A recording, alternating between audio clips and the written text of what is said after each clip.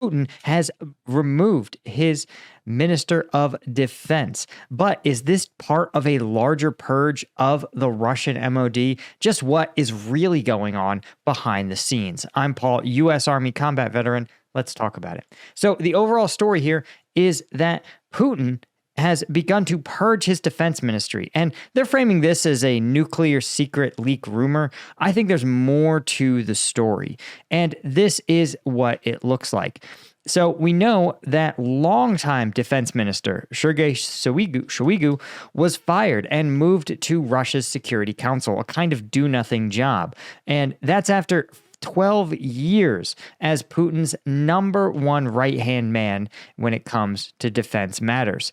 And the fact that after 12 years, Shoigu is finally getting canned is a sign of just how badly Putin believes the war has gone.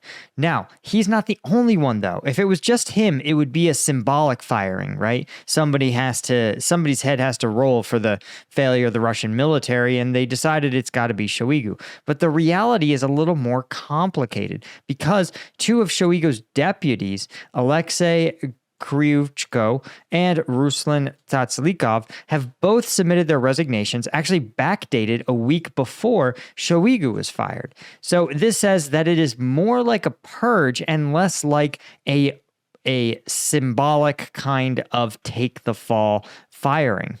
Now, the real story, as we peel back the layers of this onion, we also see, of course, Deputy Finance Minister Tatiana Shvetsova also resigned. But as we look through the layers, we see that there is two kind of lines of thinking about what has happened here. A third if you add this nuclear secrets that I don't really put a lot of stake in. The first thesis is that Putin is unhappy with the state of the war. He believed it was supposed to take a few weeks. We're now stretching into 3 years. The entire Russian economy needed to be retooled to make it work. And he simply is purging what he sees as kind of these backwards thinking MOD officials who don't have the right perspective for this kind of long attritional war. That's possible, right? The other thesis, according to at least some folks on Telegram, who are known opposition folks, right, is that Ivanov and Tatslikov have actually been accused of leaking nuclear secrets and could be facing state treason charges, right? Raids on Ivanov and accomplices yielded data on classified military projects, including nuclear installation. This is again, the Russian opposition member said the same thing in a YouTube video. And this would be interesting because it would imply that they were compromised by some other country. However, I'm a little skeptical simply because that's a pretty big screw up. Right. And I don't think that someone who is that close to the top would be so careless as to not just leak the nuclear secrets, but to keep evidence of that leak in their home somewhere. It's really, really pretty reckless. What I think is the other thing that has something to do with it is that recently the head of personnel at Russia's MOD, which is interesting, again, as we know, Russia's mobilization campaign, getting warm bodies to the front, which has been very successful and is one of Russia's comparative advantages in this war, is its personnel or its force generation. The head of that personnel department, Yuri Kuznetsov, was arrested on suspicion of bribery last week of more than $1 million in cash and valuables discovered at his properties. Now, for those of you that don't know anything about Russia, being a high-level Russian official and hoarding $1 million in cash and valuables, that's like small potatoes, okay? That's like a member of Congress doing like insider trading with 3 shares of NVIDIA, okay? It's not even on the radar in terms of its the amount, right? Again, most of these corrupt Russian officials are seeing tens or hundreds of millions of dollars in kickbacks, contracts, no bid, just all sorts of stuff. So $1 million is peanuts. And Kuznetsov, it was suspected of, quote, receiving a bribe on an especially large scale, according to a state investigative committee. According to the investigation, right, during 2021 to 2023, Kuznetsov received a bribe from representatives of commercial structures. I think this is a Russian term for businesses, for performing certain actions in their favor, right? Very standard sort of Russia stuff.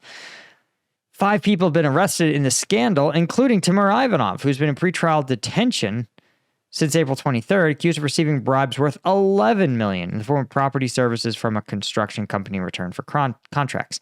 That's more what I would expect from high-level Russian government officials. So, why are they going after these people with perfunctory charges, right? This is something that, again, almost every high-level official in the Russian MOD is guilty of this, right? So why are they going after these folks in a sort of symbolic corruption purge? And what I think this actually is Putin is trying to secure himself electorally. Right? He wants to be shown that he is purging corruption because, again, look, the poor rural Russians are the ones dying in this war. But that also is Putin's most militant power base. So you literally can't go and kill off the people who support you the most. So he has to be seen as doing something to purge the MOD of these people who they believe are getting all of these Russians killed and have led Russia into a disastrous war. I think that is what's really happening. Of course, his new appointment, Belasulov, is, as we talked about, an economist with no military experience. And he shares not just Putin's stances, but his plan to win the war is to lean into Russia's competitive advantage, which is logistics and manpower force generation. And the fact is that bringing in an economist is going to be able to shift Russia's economy into a war footing, right, for the long term. So that tells me that given that Putin's goal is to retool the Russian economy and put an economist at the head of the war, says that Russia's overall plan is to fight this war for a long time and commit all the resources of the Russian state to do so. Anyway, guys, if you're interested in some of the combat footage from this northern front that Russia has opened up near Kharkiv, and you want to see how Ukrainians are fighting back, you want to become a member of combatvetnews.com. This is my site where I drop twice a week uncensored combat footage, the kind that YouTube doesn't let me show you anymore because they really crack down on anything resembling combat footage.